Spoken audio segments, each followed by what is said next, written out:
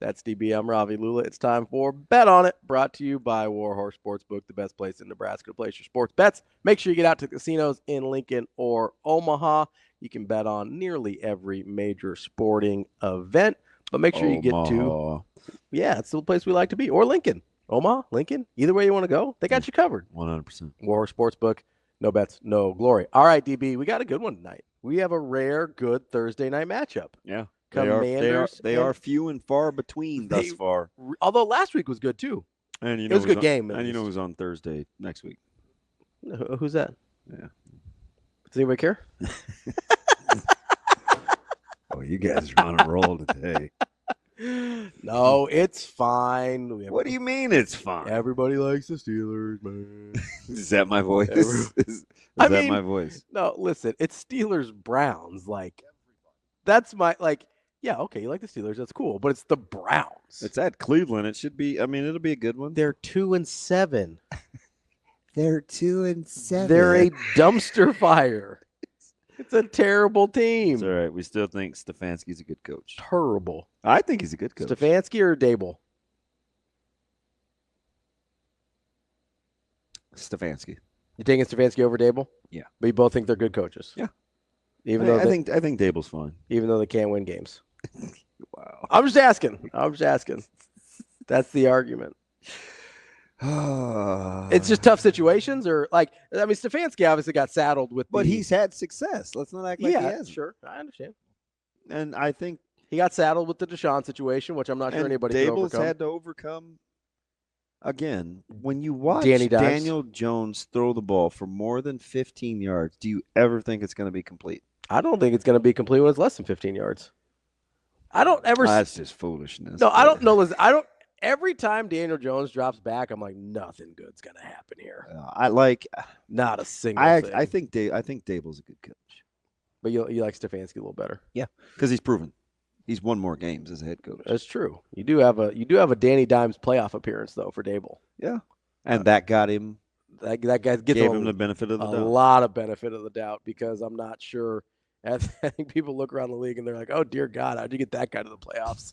Do you think they said, "Dear God"? Yeah. Dear Abby. How in the boonda did you get this man to the playoffs? See?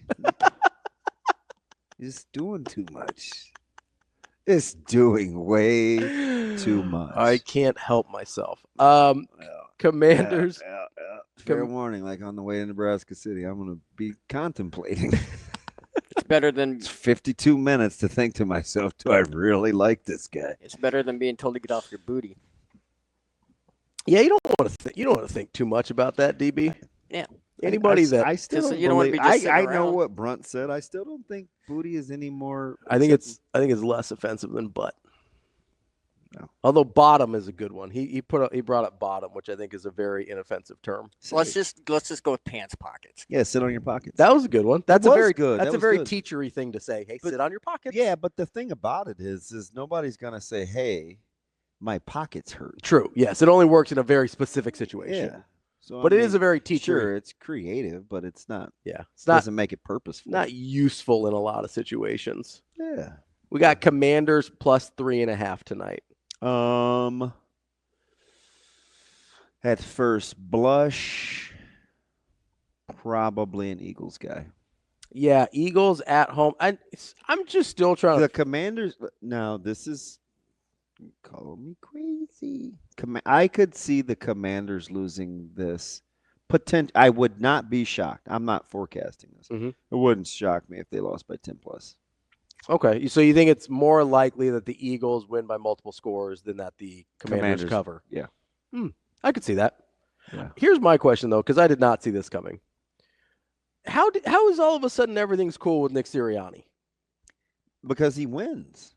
I guess, but I said this like 6 weeks ago. you did. We were talking about this like He's the only coach. it's wild.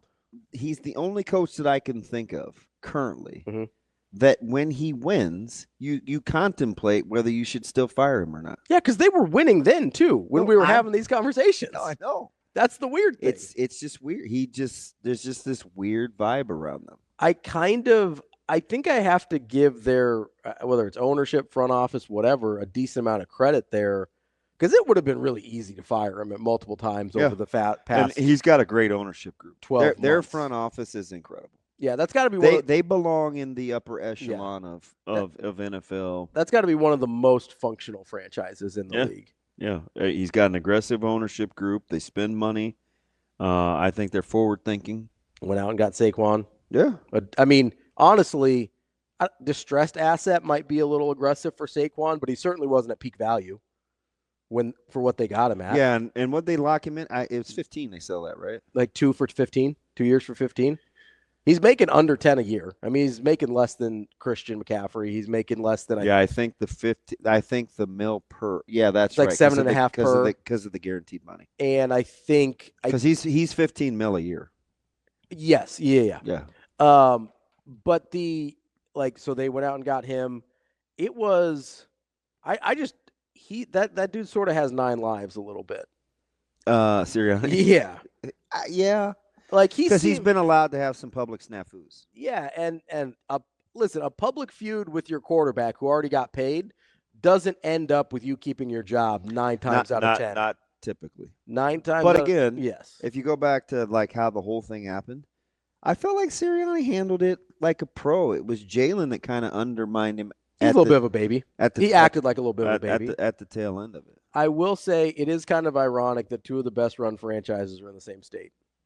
Oh, Pennsylvania? Yeah, Pittsburgh and Philly. Yeah. Like, it's a little ironic. Yeah. It's coincidental. It doesn't mean anything, but it's kind of funny. Well, you remember Keystone Cops came about because they were good with larceny and stealing. Booty? No, not pirates. Not pirates. And can you say tail end? You can say tail end. Okay. So, is it just rear me end? Or rear end. I think this is Shane's fault. I moved on. A little bit too enamored. Yeah. Well, you know what they say about Shane. Relax. We've been skirting by. I don't even know what the FCS is. I mean, Gorman already had to bail me out once. No, that's the FCC, Shane, not the FCS. No, I would play the Eagles. Play the Eagles minus the 3.5.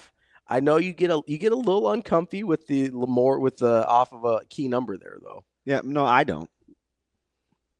Under a key number. Oh, okay, you don't mind if it's over the key number. Yeah, like I'm not scared by a 7.5 or. But you don't like a 6.5. Or I don't like a 6.5 or a 2.5. Because you think Vegas is telling you something. Yep.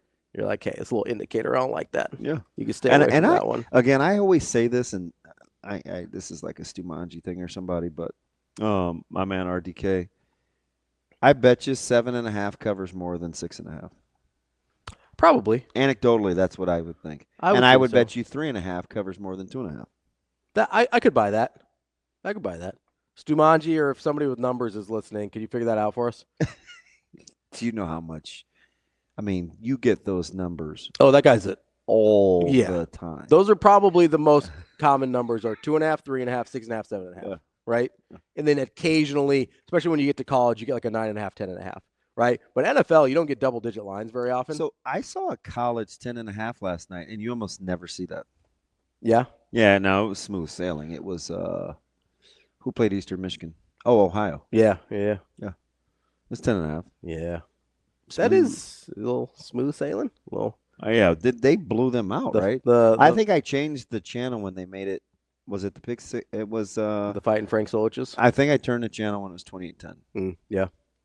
I was dialed in on basketball last night. I was all hoops for me. Did you flip over to the NBA after Nebraska and Creighton were in hand? I watched a little bit of Memphis Lakers because Nebraska's interesting. Man, I think they're a good team. They still can't shoot though. It's wild. So that's kind of funny. Yeah, because I'm in agreement. Yeah, like I think they look. This look like they know what they're doing, but they can't really shoot. This looks like kind of the most. We talk about this a lot with Satterfield and the offense or whatever. This kind of looks like the most cohesive basketball teams that Fred Hoiberg's had. Yeah. Like the way it was put together makes sense.